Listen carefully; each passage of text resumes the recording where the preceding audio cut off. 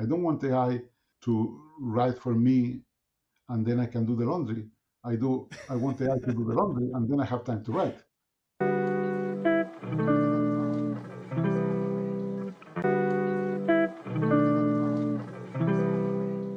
The following is a conversation with Ricardo Baeza.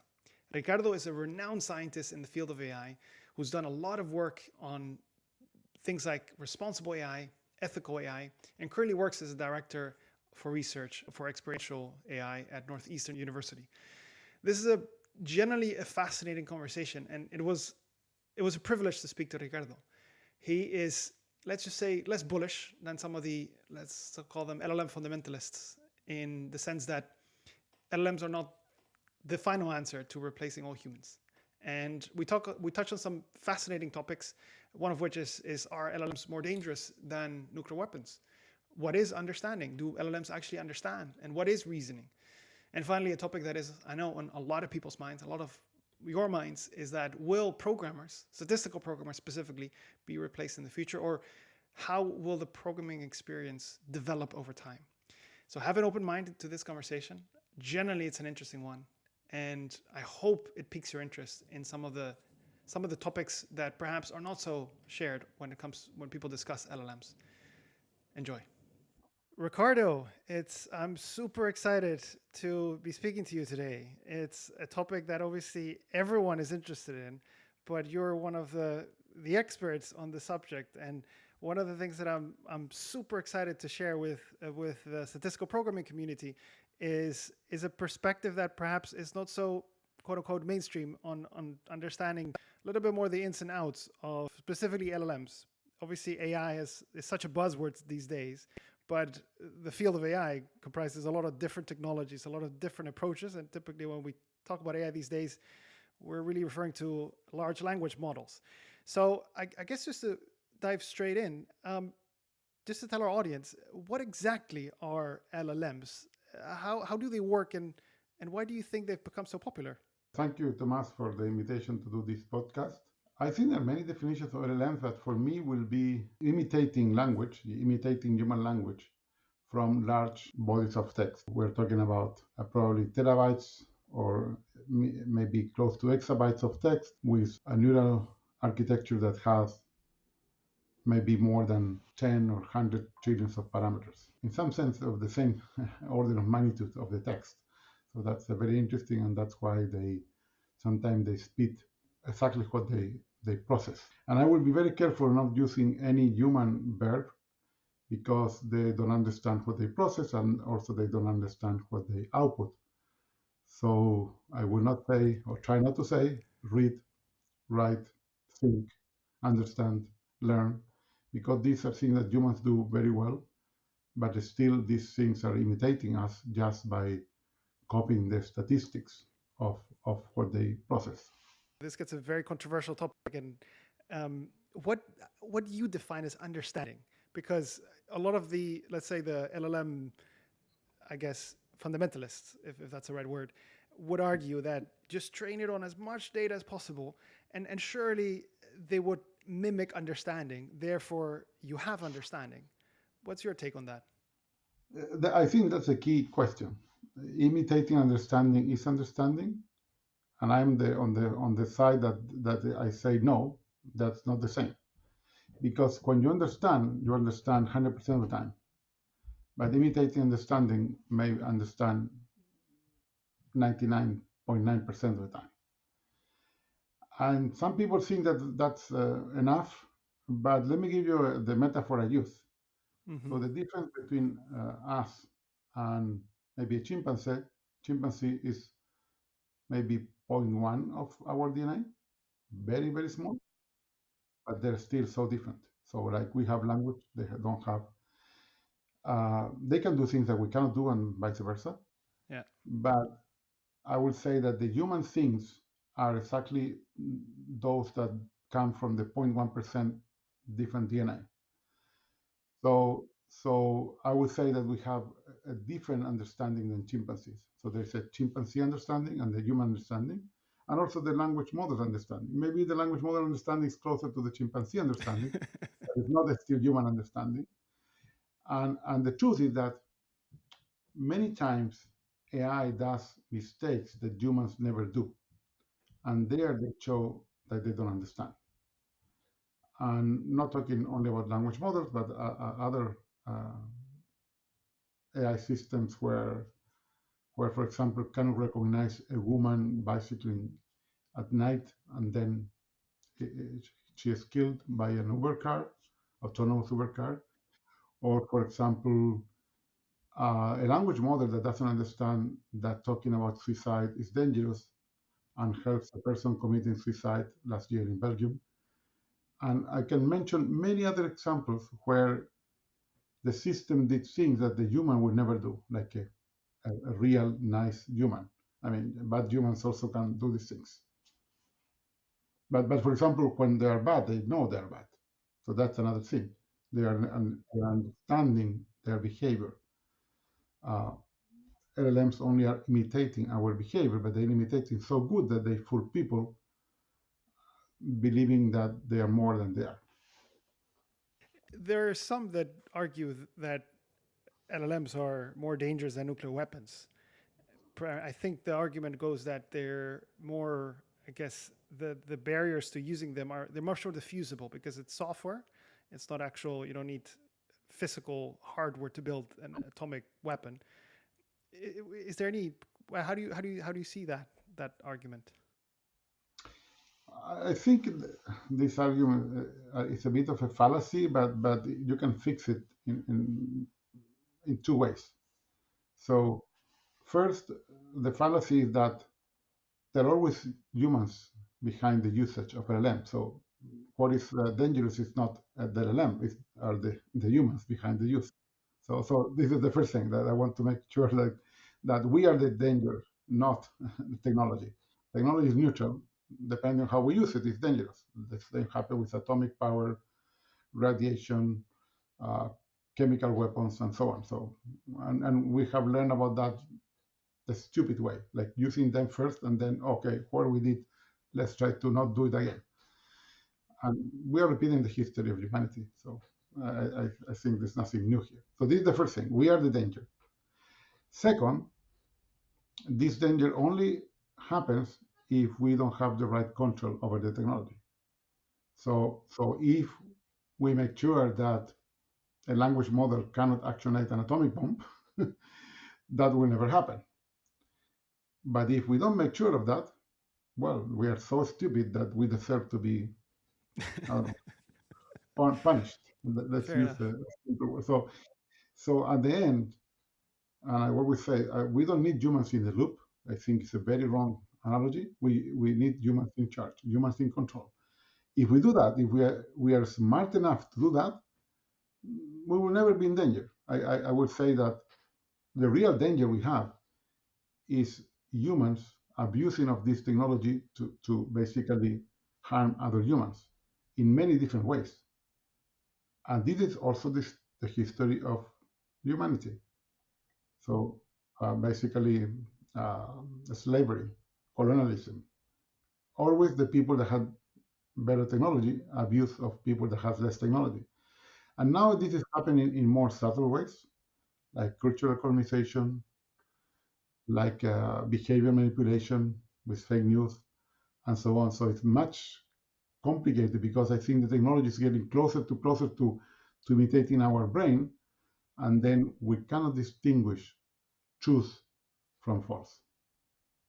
Another big question here is the whole debate versus closed versus open sourcing these models. Obviously, Meta has taken a very, and Jan LeCun has been very open about this. They should be open, so you have that. I think the argument you have that competition of models outperforming in each other, and but I think on the other hand, OpenAI is very much on the closed side. How do you see that debate? Yeah, first remember that Llama became open because someone released the weights of the model, and then maybe Meta didn't have a choice. So I don't know. I don't know the inside story, but that's important because it was not like one day they said, okay, let's make these models open. No, it was like, okay, it's already open in some sense. Okay, we don't have a choice. Let's keep them open, and at least we have a different, let's say, communication with the rest of the other companies. We are the open leaders, and maybe it was like a nice marketing uh, message. So we don't know. But now that this is the reality today, I think it's good to have open models. I think it's good, but on the other hand, it's bad in the sense that anyone can misuse them, and so we have this trade-off again between benefit and harm. But then, for example, and Jean LeCun said this, like for example, we will not use the models in the European Union because of the new EU AI Act.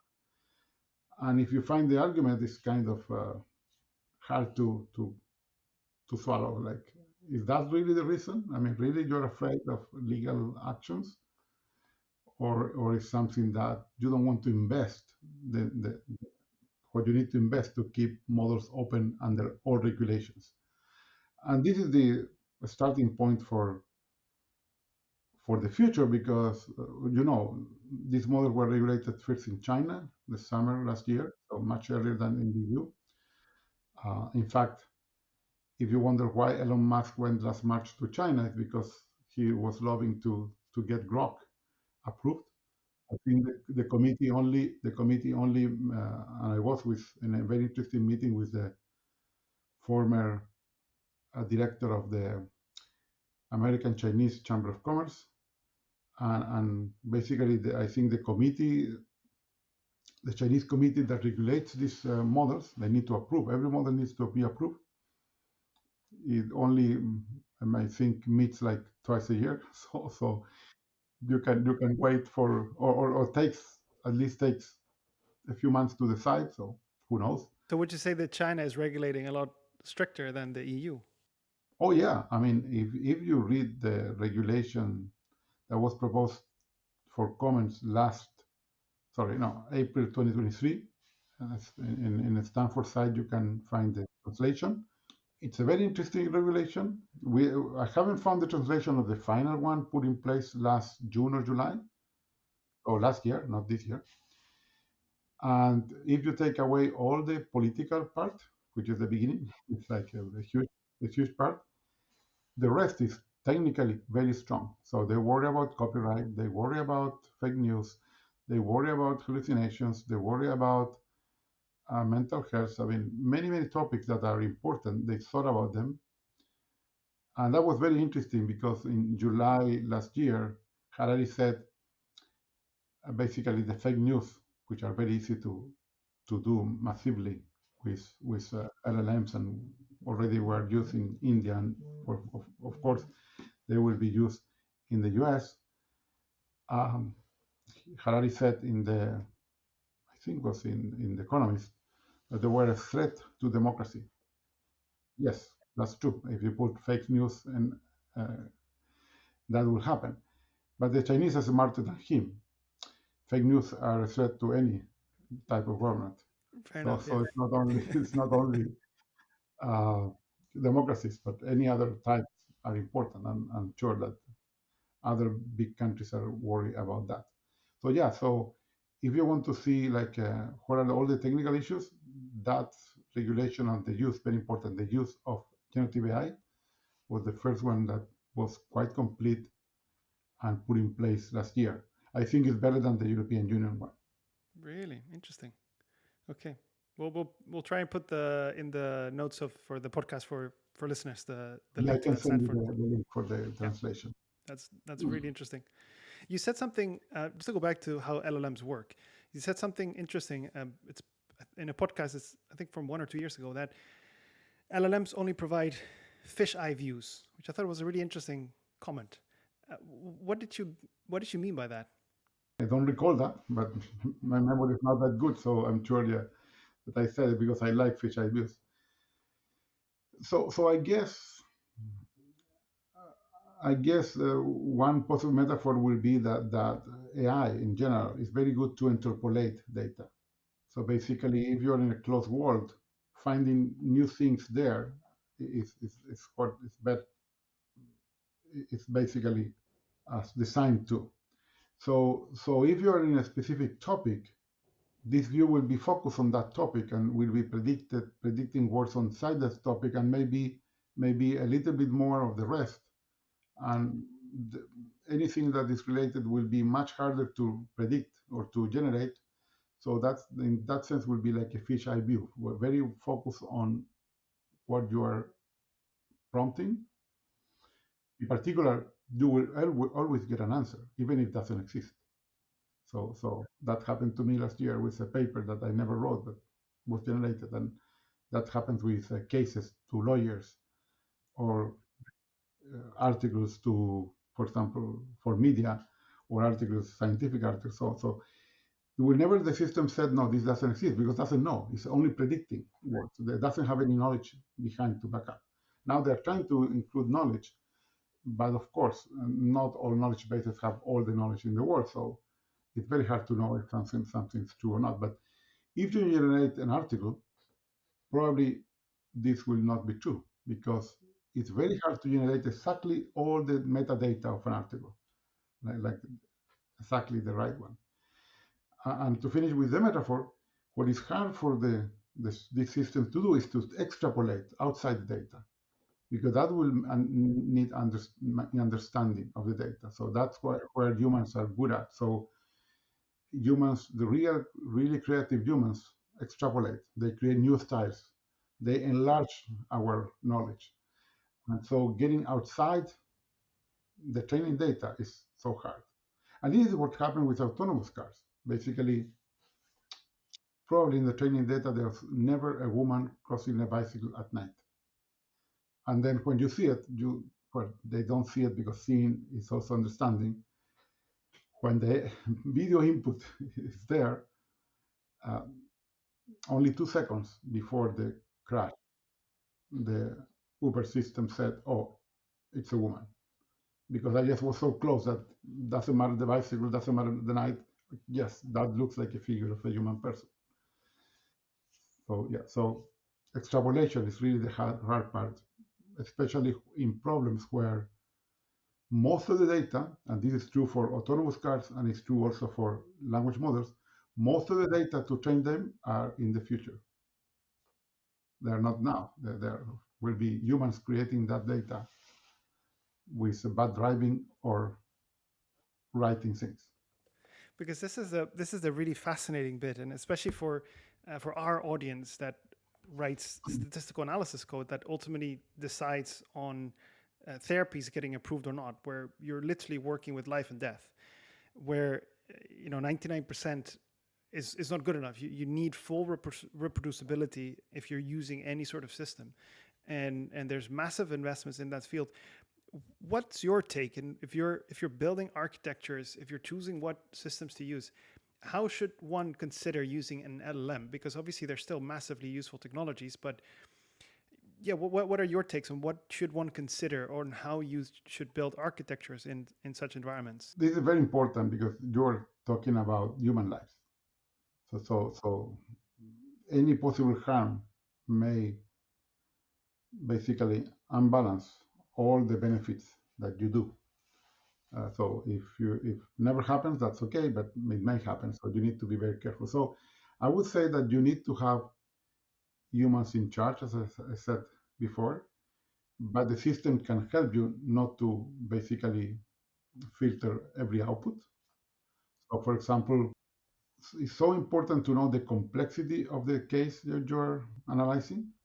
So if you can predict, not using LLMs, but using standard predictive optimization techniques, how difficult is the case that you are analyzing, or in another way, how risky is the case, would be different.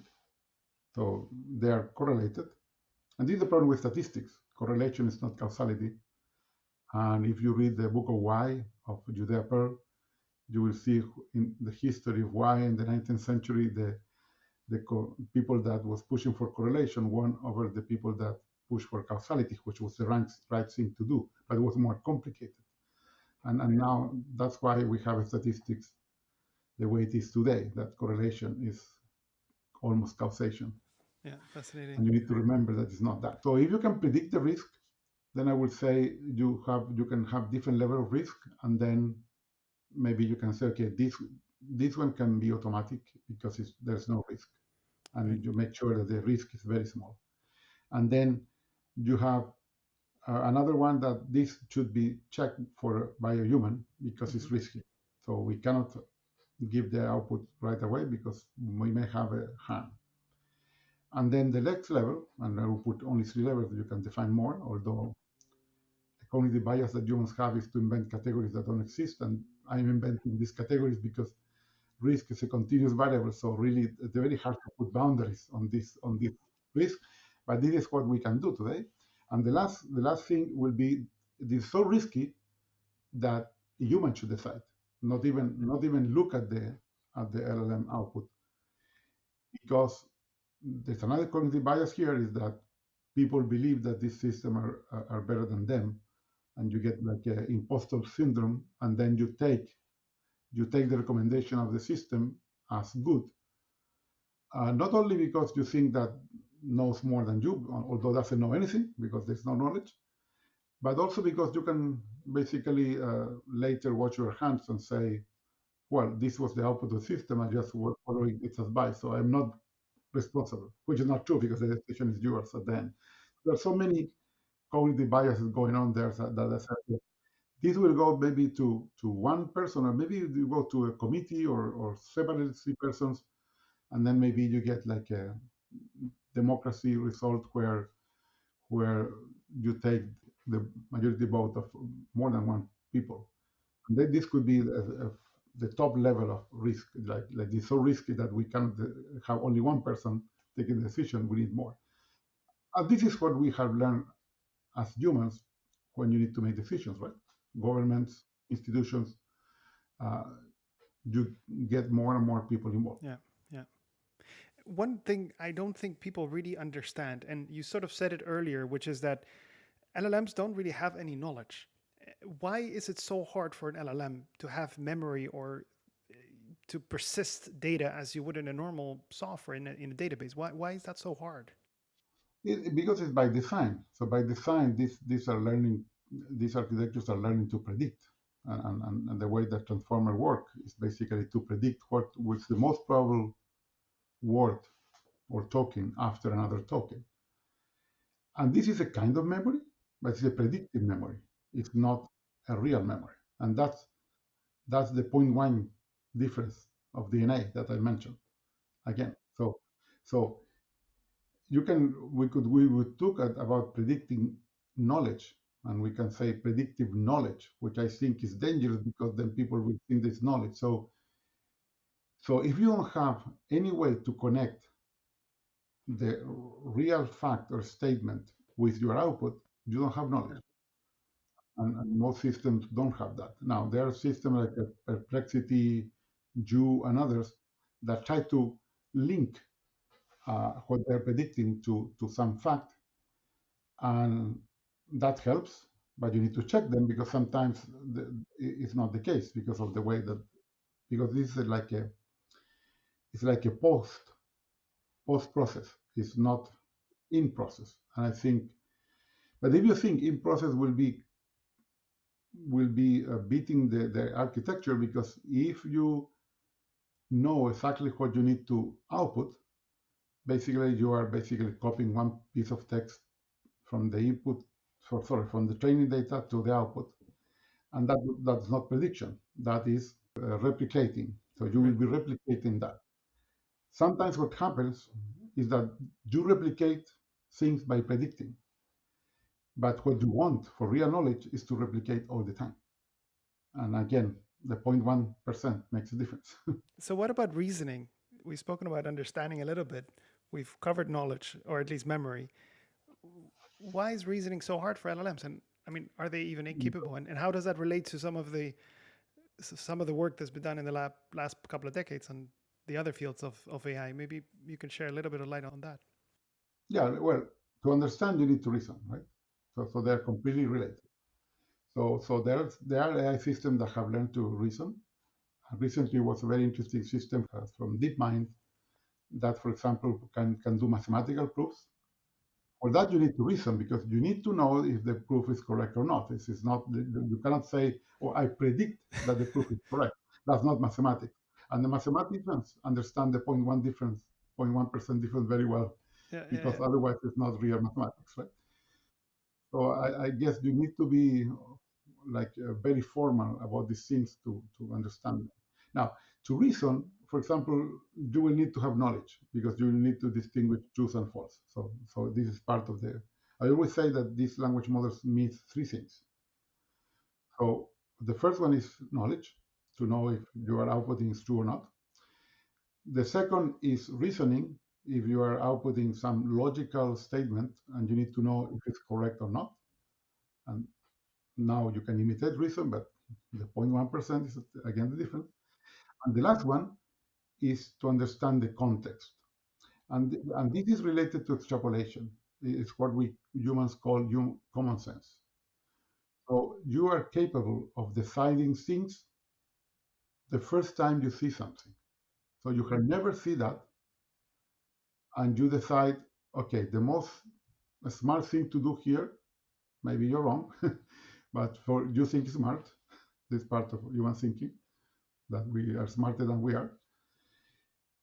You take, for example, a different direction because you say this is danger here. I have never seen this, but it looks dangerous. Let's go this way. So this may be instinctive or maybe logical, completely logical. Like, oh, there's as an example that a person that wrote a book about this, Ron Brachman, said, okay, you see a tree that fall on the side, and of course you will not go through your car over the tree, so you will go to the other way, and you will find another way to get to whatever you want to get, usually this way. This is common sense. We do this every day. We have never seen this, but we know what to do. Okay. Sometimes the common sense uh, doesn't help because, for example, if you go to London and you almost get killed because you look to the wrong side of the street, right? Indeed, You indeed, indeed. forget that this common sense changes from country to country. So yeah, these are the three things. If we have these three things, maybe we are close to reasoning. Now, there's a very interesting work that won the Best Paper Award NeurIPS last year, and it's a Stanford professor, Sami, that is looking at why people are saying that these LLMs have these emergent behaviors, like, oh, suddenly they do things that we're not trained for, and suddenly more data and they learn this. And the truth is that he has been able to prove that some of the problems are using discrete metrics, linear processes. And when you use the right metrics and you use the right evaluation, then you see how these models start to learn these behaviors. These are not emergent, these are just standard learning because you have more data. But so we are fooling even ourselves. Like top computer science is fooling themselves, thinking on future uh, apocalypses like Terminator, and also fooling on the evaluation side using averages and the wrong evaluation. And we are not taking care of all the problems we have now today that are going exponentially. And recently, the OECD started the AI monitor, where you see that in the last 2 years, the number of problems have increased like exponentially, especially because of language models. And I recommend a very recent article in Financial Times that talks about the business risk, not only the ethical risk of AI. So basically, there are two sides of the same coin. One is these are the ethical and legal risks. Yes, we know them, but these are the business risks. Not using AI, another company using AI, for example. Are they getting ahead because we are too conservative? But then you need to be careful about this uh, ethical and legal risks that can harm our reputation and have the same impact of not using AI very fast. So you have like so one is the accelerator, the other one is the brake, and you need to use both at the same time, which in a car you shouldn't do. No, certainly not. So one question sometimes, sometimes I'm in conversations: is there a future? And I think I probably know the answer to this question, but I want to hear it from you. Will, and specifically speaking about programmers in general, since you're not too familiar with statistical programmers, but will they become obsolete, or how would you redefine the role of a statistical programmer given the current climate? Yeah. No, tough question. I wish I could say that they will not become obsolete. So in these non-human errors, one and I don't know if this is possible. One possible non-human error is that when a language model generates a program, will make an error that the human will never do. If that's the case, will be so hard to find the error because humans will never think, well, will never think about that. So it's like, okay, you have an error, but you cannot find it because you cannot process data in the way that the language model did. Uh, I hope they imitate only human errors and we can find them.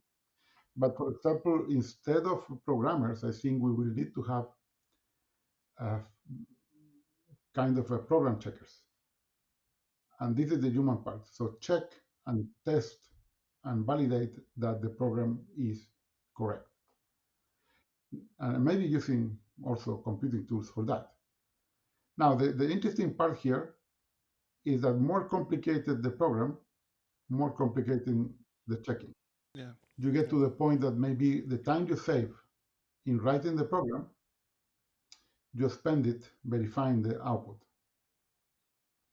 And then the question is, maybe we need to have some top programmers, not to do only the checking, but to do the most difficult programs, because those basically checking takes more time than writing them. And if you think on the history of programming, the top programs in the world, for me, are kind of handcrafted. Like if you think on Linux, written by one person, if you think of text, which is the best preprocessing system written by Donald Knuth, and so on. Linux was the Linux torvald. So if you think about the C language that was built for AT&T for telecommunication application, not as a generic language, and so on. So if you see the top software that we use today, most of them, the core, were written by very few people. So these are the artisans of our craft. So we may need to have those. We need to have those. And I have a blog in Medium called the Jedi Paradox, applied to medicine, but I think we can apply to programmers too. We need programmers that are Jedis, that are much better than AI. Why? Not only because we want to be safe in very important applications, like life critical applications, but also because if we want AI to improve, we need to have people that write better programs than AI. And then that's the only way. And the only way to be a Jedi is to write programs from scratch. So you need to write a lot of programs. So you need to go through all the stages. There is no trick that the person can go from nothing to Jedi without being a Padawan, right? So you need to go all the through. And in programming, there's not a problem.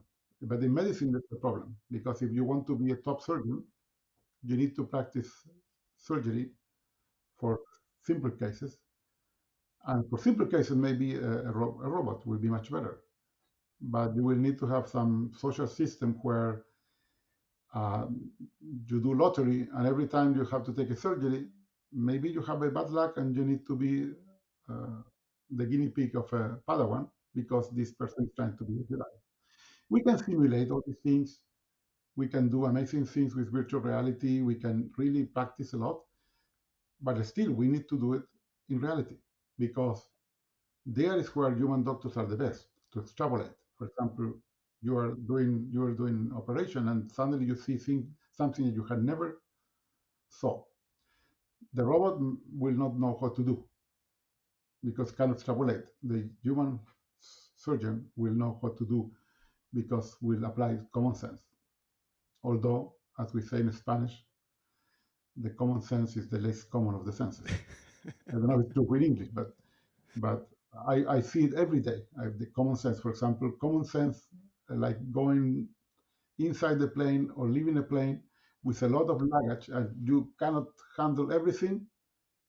Why? Because in one hand is your cell phone and you don't put it in your somewhere to have one more hand to handle things.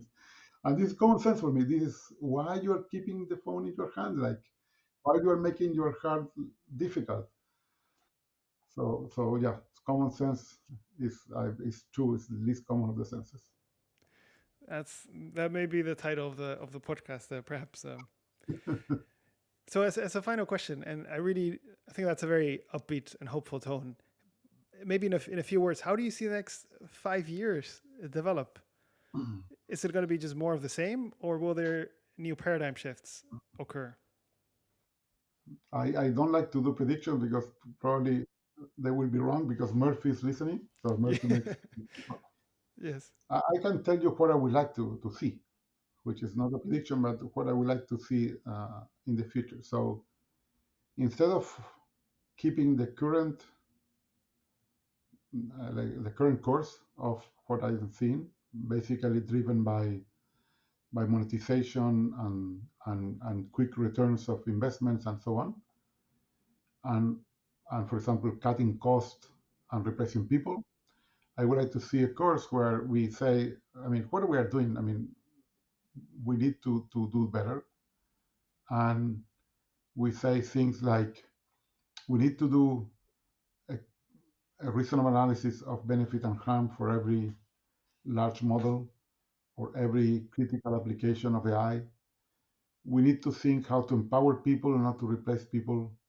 And then instead of cutting costs, what we do is to increase revenue because then people can do twice as much as before. I don't know why people don't do that. It's easy and it's the right way to go because you want to grow your business. You don't want to reduce your cost. And then if we do that, my utopia for the future, and I have said this many times, but it's good to remember it, is that AI does everything that we don't want to do. So I love this tweet from a Polish woman that said, I don't want AI to write for me and then I can do the laundry. I want AI to do the laundry and then I have time to write, which I've is seen that really one. the Yeah. human part. So we want more free time for the human part. So imagine if AI does everything that we don't like to do.